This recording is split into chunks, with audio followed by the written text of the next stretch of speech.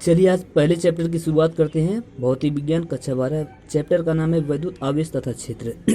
इसमें पहली डिफिनेशन देखेंगे हम लोग, विद्युत क्षेत्र या वैद्युत क्षेत्र। तो ये होता क्या है, किसी आवेश के चारों ओर का वह क्षेत्र जहाँ कोई अन्य आवेश आकर्षण या प्रतिकर्षण बल का अनुभव करता है, वैद्युत क्षेत्र कहलाता है। वैद्युत क्षेत्र का ये मतलब मैं आपको समझा दे रहा हूँ। जैसे मान लीजिए यहाँ कोई आवेश अगर रख दिया गया, यहाँ कोई आवेश रख दिया गया, तो यह क्या करता है कि अपना एक फील्ड बना लेता है इसे।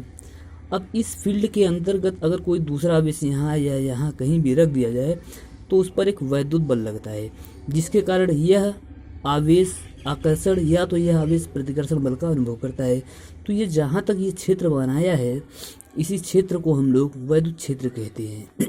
ठीक, अगली हेडिंग है वैद्युत क्षेत्र की तीव्रता।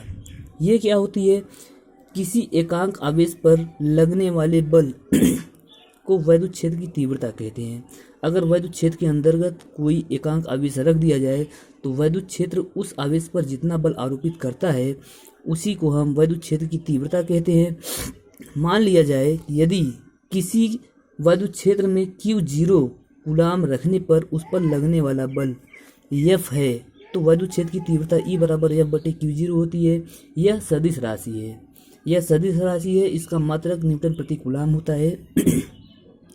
और इसकी विमा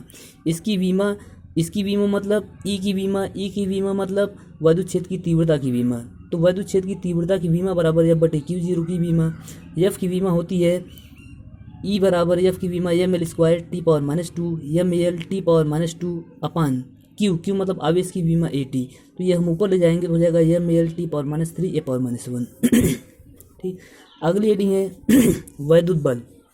वैद्युत बल जब दो आवेशों को पास पास रखा जाता है तो आवेशों पर एक बल आरोपित होता है और उसी बल को हम लोग वैद्युत बल कहते हैं। और यह दो प्रकार का होता है, यह वैद्युत बल दो प्रकार का होता है। पहला होता है आकर्षण बल। आकर्षण बल क्या होती है, विपरीत प्रकार के दो आवेशों के मध्य सदैव आकर्षण बल कार्य करता है। इसका ये मतलब हुआ कि विपरीत प्रकार की आवेश अगर एक धन है तो दूसरा इसका विपरीत ऋण होना चाहिए। अगर ऐसे दो प्रकार के आवेश हैं तो इनके मध्य एक वैद्युत बल कार्य करता है, जिसे हम लोग आकर्षण बल कहते हैं। दूसरा प्रतिकर्षण बल, एक ही प्रकार के दो आवेशों के मध्य लगने वाले बल को प्रतिकर्षण बल कहते हैं। इसका मतलब ये हुआ, अगर दोनों धन आवेश हैं या दोनों ऋण आवेश हैं, एक ही प्रकार के आवेश हैं, तो इनके मध्य एक वैद्युत बल लगता है और उस वैद्युत बल को हम लोग प्रतिकर्षण बल कहते हैं।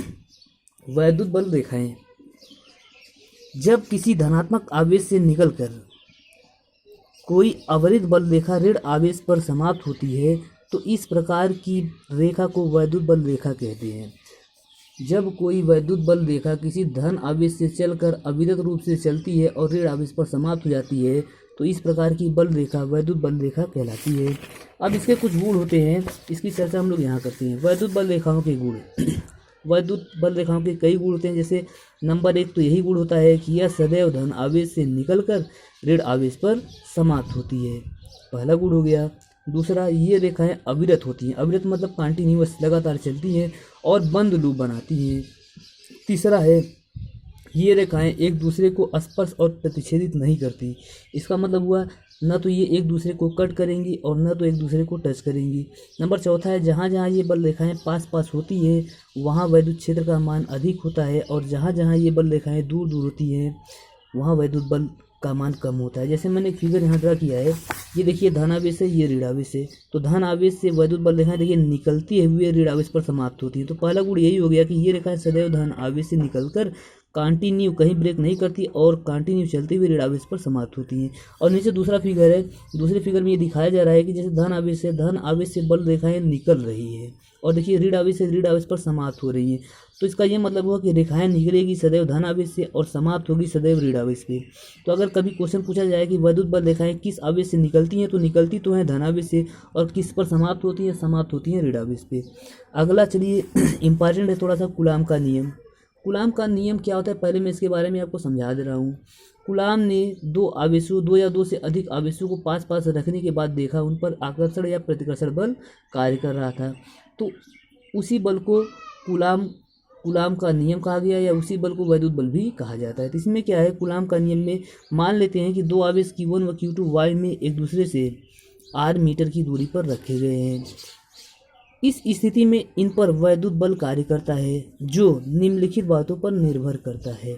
तो पहली बात क्या है, इन आवेशों के मध्य लगने वाला वैद्युत बल इन आवेशों के परिमाण के गुणनफल के समानुपाती होता है।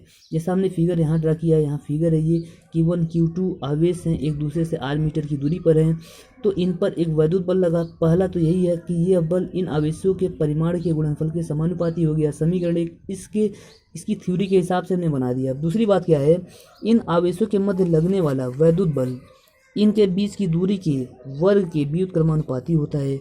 तो F इनवर्सली प्रोपोर्शनल 1/r²। समीकरण इसको 2 बना दिया।